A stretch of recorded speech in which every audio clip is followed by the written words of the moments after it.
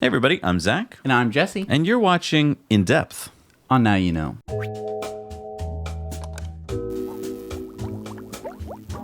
Sponsored this week by A Better Route Planner. Software in your EV that can get you where you want to go as fast as you want with as much charge as you need. They've had over 6 million routes planned, you know. That's a lot. It's a lot. And brought to you by ecoware.us. That's our clothing company. That we've got new designs going up every week, and they are carbon neutral. So we offset the carbon from the manufacturer to the delivery to the life cycle, and we plant a tree for every purchase. So Neuralink.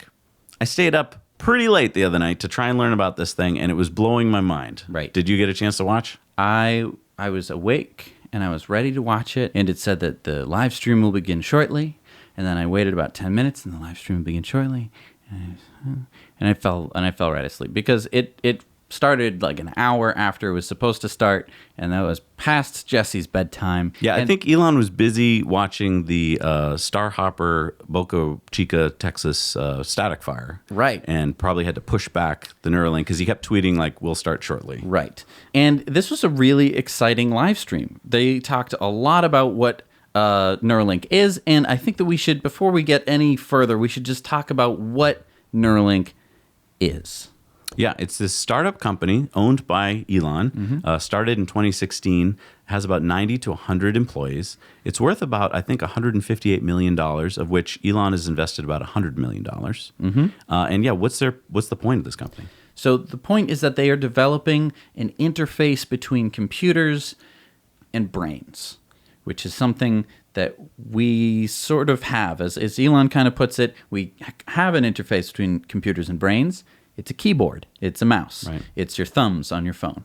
And so what they're trying to do is to make that a lot better, because right now, if you're to look up something or type up something, you have to do it through your fingers. There's hardly any other, unless you're using your nose, there's no other way to get that stuff done. So what they've done is they've developed a chip that will go in your brain. Yeah, it's really crazy. Finally, after all this time where I'm like, man, I just wish I had a chip in my brain, they're going to develop it. Yeah. Well, they've developed it. Yeah, it's the N1. And just to give you kind of a quick overview, it's 4 millimeters by 6 millimeters, so really tiny. And off of this chip, as you see here, are 1,024 little strands. They're thinner than a human hair, each one. And what happens with these strands? So those little threads get implanted right into your brain, right next to neurons in your brain, so that it can actually interface with your brain. Not only can it read what the neurons are doing, it can actually fire neurons in your brain. Okay, now slow down 1 second. Yes. You said that those little threads get put in your brain. How do they get put in your brain? So this is the crazy part. Not only did they make the chip, and they didn't just roll out the chip and they're like, we made a chip. They also made a method to put them in, because these threads are so small that you can't just be picking them up with your fingies and try and stick them in your head holes. No. They need special robots to do this. So they developed a robot that will put these little teeny tiny threads in your brain without hitting any blood vessels. This includes, with you alive, Right, so awake. with your heartbeat, Right. And with you breathing, which is crazy. Yeah, it's like a sewing machine robot, basically. Right. That places them, and they make a very tiny hole in your skull. So one of the presenters at Neuralink was a brain surgeon who works for Neuralink, and he was saying that basically right now, if you need to have brain surgery, it's not a very comfortable thing, right? I mean, they got to cut open your skull. Well, first they put your head in a vice. Right. And they clamp down on it to make sure that it doesn't go anywhere while they're working on it. And then they need to cut your head open. Right. And look at your brain. And that's not safe. No, there is a lot of risk in just cutting your head open, right? I mean, duh. I'm sure most of you at home are like, yeah, that sounds like a bad idea. Not only is it, the risk of infection and all sorts of stuff just from opening your skull, there's also a risk that once they put in the electrodes, that your brain is going to reject them, and that might cause infection as well, and that there might be neurological damage in your brain from these electrodes. Now, when I'm saying electrodes, I mean the current technology electrodes, not what Neuralink is working on. Basically, there's a 1 in 100 chance that something could go wrong just with the electrodes in the brain. Dr. Matthew McDougall, who was explaining this, was basically saying that no one today wants to have brain surgery. It's not. It's a horrible, horrible procedure. Right. And the best that we have today could put 10 electrodes into your brain.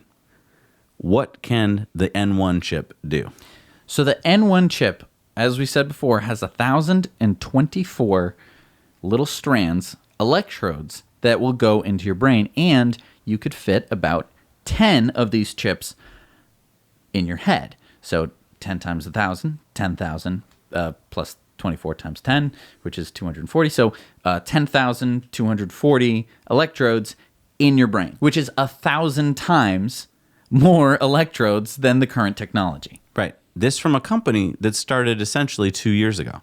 Right. And you mentioned that there's this chip that these are attached to. That little chip would go in the hole that they made to attach the electrodes in the first place. Then you cover that hole up. So now there's no wire sticking out of your head. That is a wireless, basically use Bluetooth to talk to a transmitter receiver behind your ear. And that is it. Like, I was expecting like this giant skull cap, and like you have to remove half your skull and like stick this thing on your head, or a thing that would clamp onto my like the base of my brain. Right. I was expecting it to be like the Matrix, where they have this big thing that you like plug out of your head. But no, it's a bunch of small chips all in your head. And you know, part of me was thinking with Neuralink, like, oh, maybe it's like a cap you'll wear.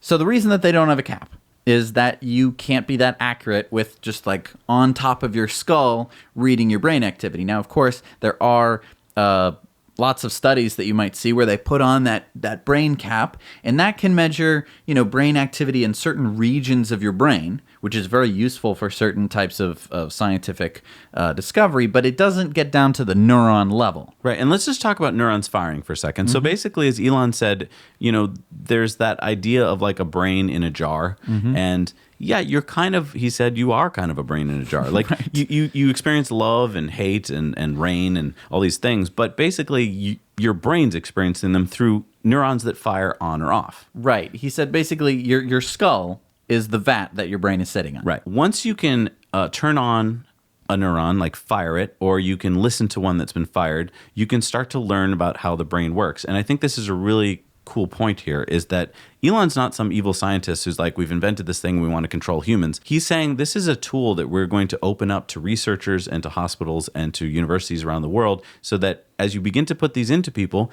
and you begin to learn how different parts of the brain work, we're all going to get smarter about how the brain works. Because there's this interesting point that Professor Jeff Lichtman makes when he's teaching his students about the brain. He says, if everything you need to know about the brain is a mile, how far have we walked in this mile? And, you know, many of his students would say, like, I don't know, half a mile? 50 yards. He says 3 inches. That's not a lot.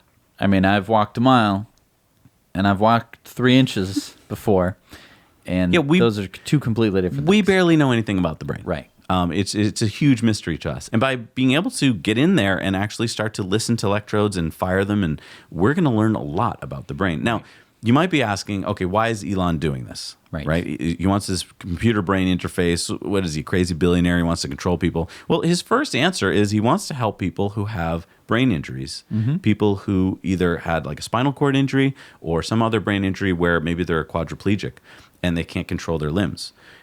In that scenario, in theory, you could insert this N1 sensor, right? And what could you do? It would be able to pick up the neurons that would fire, that would say like, move arm to do this, right? And it would pick up those neurons, and then through computers, you could either have it control your actual arm. You know, you'd have some kind of receiver that would say, oh, the brain is telling me to move my arm, and then all of a sudden you could move your arms again, which would be amazing. Yeah.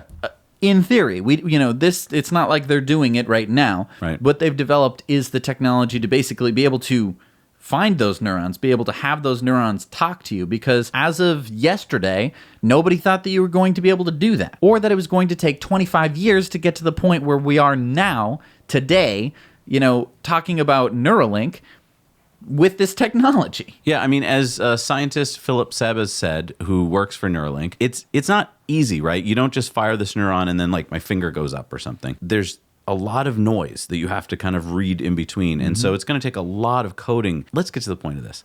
The whole reason for this Neuralink announcement live stream was that Elon said, this is to attract smart people to come work for the company. Right. They're a tiny company. I mean, 90 employees is nothing for a startup, really. Very small, yeah. And especially for doing something for 2 years, and especially making the astounding progress that they have in 2 years. Yeah, can we talk about that for a second? Yes. The chip that they have now, the N1, that's the 7th iteration. This is the 7th chip in 2 years. 7th chip in 2 years means that they've been creating a new chip every 3 months, which usually takes a year or more to create a new chip. Right. So they are moving at absolutely lightning fast pace. Yeah. And I'm just like, it just blows my mind how far they've come, not only in like the chip design, but also in being able to come up with these threads. Because let's talk about the threads for a second. Yeah. Right now, if you put an electrode in your brain, before I was talking about how there could be problems with having this electrode stuck in your brain.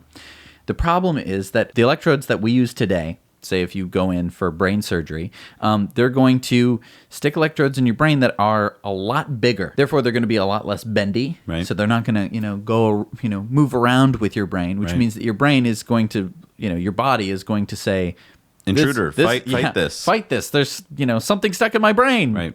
Kill it. That is where a big problem is when you're putting electrodes in people's brains. So what they've done is they've developed this technology, crazy amount of work in this technology to create such thin wires. We're talking like 25 microns. And one of the problems with such a thin wire, as they pointed out, is that as you get thinner and thinner, you get more and more noise. Signal to noise ratio gets worse because there's nothing to block any kind of stray signals from getting into this wire. So their receivers have to be better and better at figuring out, was that noise or was that a signal? Right. Crazy problems on each end of this equation, right? And as Matt Hodak, the president of Neuralink, said, when Elon asked him to start this, Matt was like, I've always wanted to do this, but I didn't think it was possible. And I told Elon all these reasons why I didn't think it was possible. And Elon basically said to him, unless you've got some physical reason, a first principle reason why this can't happen, shut up and do it, is basically what he said to him.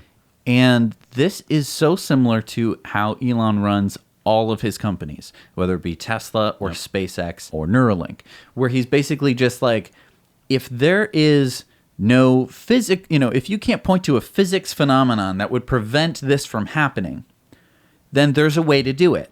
So either we're going to find a new physics phenomenon that prevents you from doing this specific task, or you're going to accomplish the task. And I want to point out that these threads are 1/10 the cross-section of a human hair, okay? About the same size as an actual neuron. Right. And the needle is 24 microns in diameter. It's understandable that if you were beginning to think about this, you'd be like, well, I don't even know how we're going to build a machine. Even begin to think about that, right? Like, it's hard enough to make a sewing machine, let alone this machine. Right. And I mean, it's amazing the progress that they've made. And I think that Elon has a lot to do with it because he is such an optimist, and not an optimist in like I hope this will work, in like it'll work, make it work, you do the work, come on, let's go, let's make it work. Well, he's not like he's not a cynic. He's not like, oh, it'll probably never work. And he's not, one of these like hopeful, like, oh. Right. He's not a Pollyanna. He knows that if you get enough smart people in a room and you give them just like incentive to do it, that you can get things done. I was amazed when they showed a timeline. They showed that in 1957, the first cochlear implant was put in to help people hear. 1997 was the deep brain stimulation for Parkinson's. 2002 was a brain-machine interface for monkeys. And basically, since then, the best thing that we have so far is the Utah array, which again is just 10 electrodes. I was just stunned that this company in 2 years has done more research and more work than anybody else in the field. Now, on Twitter, there was plenty of people in the field that were like, I'm not surprised. I was expecting this. But it's like, why were you expecting this? I mean, I've been following Elon. I am always amazed by what he does, and I was still just blown out of my seat. This makes, I have to be honest, it makes everyone in the field look a little like, what were you doing? Yeah, what were you? Yeah, exactly. I was writing a paper on the. No, you weren't. You weren't going to Neuralink every day and busting your ass trying to get this stuff done. Right. Is the answer, right? Because these people were seriously working their butts off to get this accomplished. And if you're sitting there saying, well, whatever, they probably tested it in some rats. Yeah, they've tested in some rats. They actually have a monkey, which Elon let out of the bag at the end of the thing, that said basically they put this in a monkey, and the monkey can control software with its brain. Now they're saying in 2020, they would like to have their first patient. Now, obviously, to have a patient, you have to go through FDA trials. Mm-hmm. So it's not going to be easy. They have to prove it's safe, and of course they should. But to think that a company that didn't exist 3 years ago is possibly going to have their first actual patient next year is incredible. And what's amazing to me is that there are people out there who might be some of the first patients, who might be quadriplegic, who might have severe brain injuries, mm-hmm. who might be blind, and with this N1 sensor might be able to then control their limbs again, might be able to see again. Right. Let's just talk about blindness for a second. Mm-hmm. If you can stimulate the neurons in part of your brain that would be normally what would be stimulated with your eyes, you can take a person who's blind, whose eyes don't work, and actually allow them to see with a camera. So this theoretically could be life-changing for people. Oh, absolutely. And this is just one thing, is helping people with problems with their brains. I think that the other reason that Elon started the company, I think the main reason why he started the company, was that Elon sees the future of AI being problematic. Right. He thinks that if AI gets smart enough to where, it can beat us at poker, and it can beat us at chess, and it can beat us at Go, and it can, drive cars. And if it can drive cars, that pretty soon you could potentially develop an AI that could do something bad using a lot of intelligence, but maybe not like a lot of good intent. Right. And so what he wants to do, he started OpenAI as well, which is a completely separate company. We're not even mentioning or talking about that, but you can Google it. But what he wants to do is he accepts that this future is a possibility where AI could, essentially go beyond where humans can go with our brains. And what he wants is for us to be able to connect with it. He likes to say, we already have this, right? There's already this other layer of your brain. He talks about the limbic system of that's the deeper part of your brain. That's sort of in the center of your brain, developed first. And then we have the cortex that goes around your brain, in the frontal cortex, where we do a lot of our human thinking, our actual logic and reasoning. And then we have this other layer, which kind of looks like this, right? It's got a big screen to interface with our eye holes, right? And it's got speakers so we can hear it, and we can touch it, and it'll vibrate sometimes. That way our touch senses will work. But this is the best connection that we really have. Right. We could reach a point where we're all transcendent through this sort of technology, where our brains could interface with the internet, could interface with computers, and your life would look very vastly different. And I know a lot of you out there are saying right now, like, stop. That's bad. That's not what I want. I don't want that. That's bad. We don't want that. I like reading newspapers in my easy chair. Right. And that's fine. And that's what I think humans have always had to deal with. So, when you'd have a monk who would write out a book, and it would take 20 days to write, one book. And then you got to the printing press where you could make a bunch of books in a day. And now we have, digital presses where we can send out just a web book, to An billions infinite of number of people can open that book. Right. And so if we had explained that to a monk that, that book that took you 20 days, we can... 20 million people have it right now. Exactly. It would have been mind-blowing, and he probably would have been like, well, I don't want that. I'll lose my job, and that's crazy. And this is crazy. But just because we can't picture exactly all the implications doesn't mean it's not how we're evolving. Right. And I'm not trying to downplay the problems that could arise. Maybe you could hack into someone's brain and mind control them to do bad things, right? I'm not saying that that's not a possibility, but we need to learn. We need to figure out all of this stuff, because if we don't do it, somebody will. Right. Okay? And if it's not Neuralink, who? Right? There could be someone who had bad intentions who wants to develop this technology. Well, and I just want to talk about people who have brain injuries for a second, because I want to go back to that.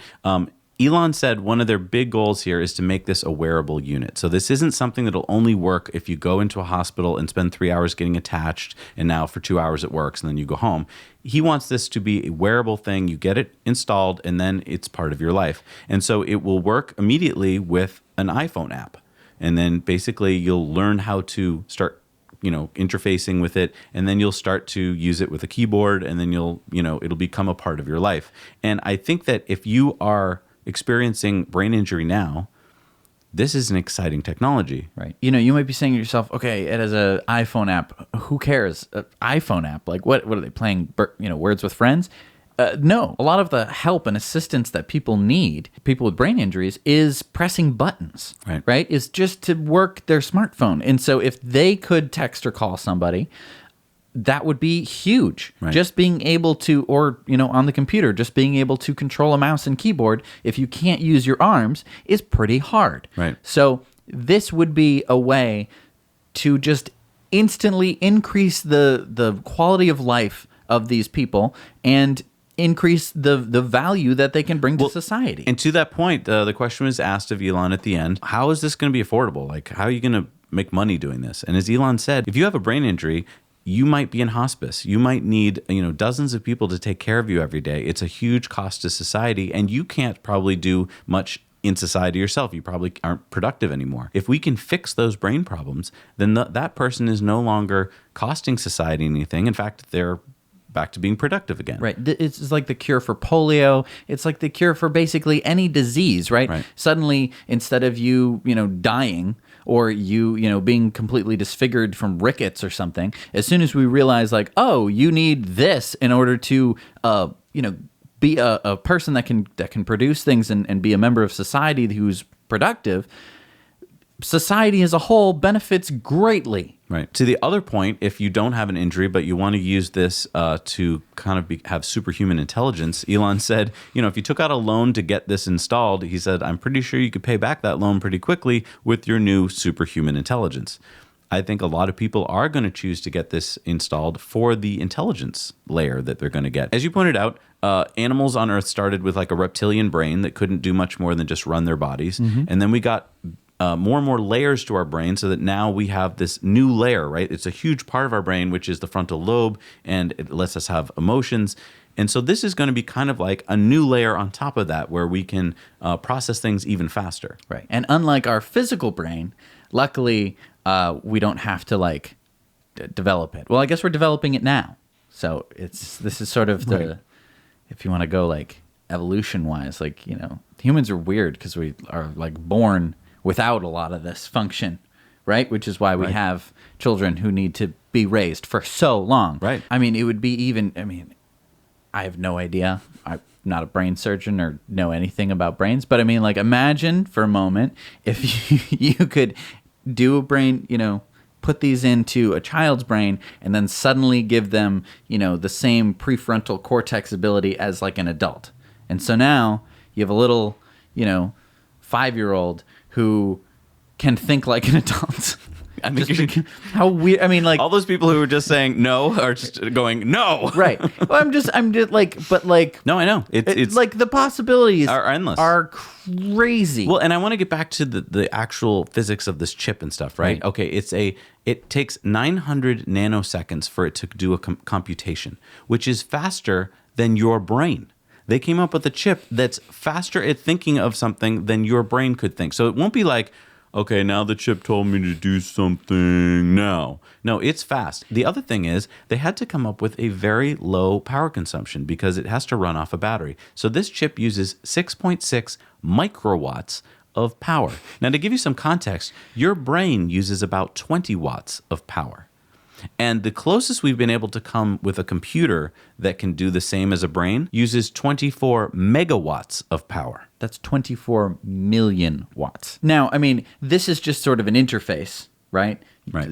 Between the things. So we're not saying that that is the crazy thing. But it's amazing that it's actually able to interface with your brain without needing to plug into a power socket or anything. It can run off a battery. It's so exciting. There's so much to think about here. It's a real thinker. It's not like this suddenly made your life a lot simpler, but it could, right? But if there's a little calculator thing in there, finally I can like do basic addition in my head. Well, and it got me thinking there's so much to learn about how Elon approaches problems. I mean, he approached rockets and cars and battery storage and now brains. It's that his approach is what's so ingenious. And the purpose of his approach. Because he didn't do this just because he thought that it would be cool. Or to make money. Right. He did this. He did basically all the things that he did in order to reach this future that he has in his mind, a future where we are a multiplanetary species. And so he started Tesla to, make solar panels and electric cars to prevent global warming, which he sees as like problematic for the future of humanity.